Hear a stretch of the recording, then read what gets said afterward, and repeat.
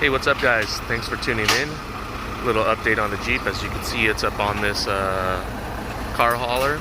It's headed to Washington. I am done with my school here in Washington, or in San Diego, and I'll be headed up to Washington soon. I figured the best way to transport this thing was to just go ahead and get it shipped there.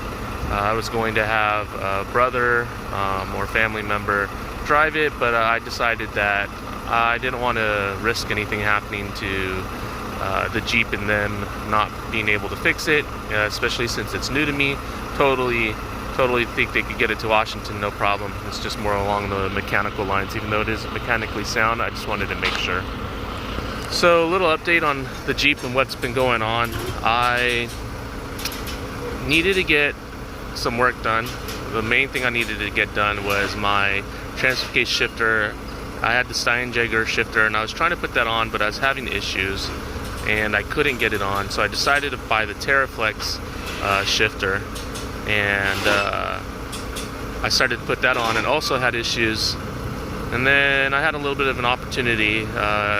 Nathan from Axle Benders told me that he had a D44 from Curry that had 456 gears in it, a Detroit True Track, and chrome moly axles for sale, and wanted to know if I wanted it.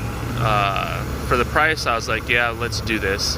And then I actually sold my Dana 44, and after selling my Dana 44, I ended up only paying $50 for this new axle, or new to me axle. It was actually another Axle Bender member's axle.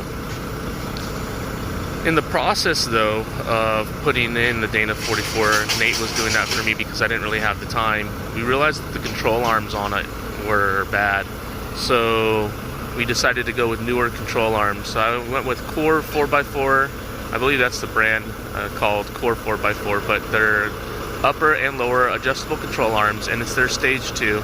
So one end is like a rubber bushing and the other end is kind of like a Johnny joint. So I helped them install those. He actually put the Dana 44 in, and then I came by and helped them install the control arms. So also in the process, for some reason, just because of the way that the Dana 44 sits, my rear shocks only have about 1 inch of upward movement before they bottom out. So I'm gonna have to figure that out, put different mounts in or get different shocks. Since I have the rear as 456, I needed to put in the front gears 456. So I took it to John, one of the Axle Benders. And he put the 456 gears in the front. Then we ran into a little bit of a problem. The locker that we had in there was pinion failure at some point in time with the previous owner.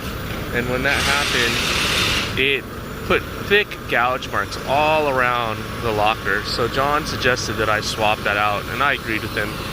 So decided to go with a different locker. I was gonna do the Yukon Grizzly just because we thought it was in stock and it would get to me quick. And unfortunately it didn't get to me quick. So the only thing that I could get to me quick was an Eaton E-Locker. So I ended up getting the Eaton E-Locker from King Off-Road. Kyle, the owner there, was able to actually hand deliver it to John, and we got that in. The one thing about it though is for some reason the switch and wiring assembly was missing from the box. So Kyle's gonna go ahead and handle that and send it to me. So I'll have to put it in myself. But that's pretty much what's going on, except for I still haven't fixed the shifter linkage. So once this Jeep gets up to Washington, I will start working on the shifter linkage and then figure out what's going on with those shocks and then wire in the front locker. Alright, it's up there. Thanks for watching. Short little video. Talk to you guys later. These are the Core 4x4 control arms. Tier 2. Here you can see the locker has the really bad gouge marks. This is the Eaton E-Locker we replaced it with. Hit like and subscribe.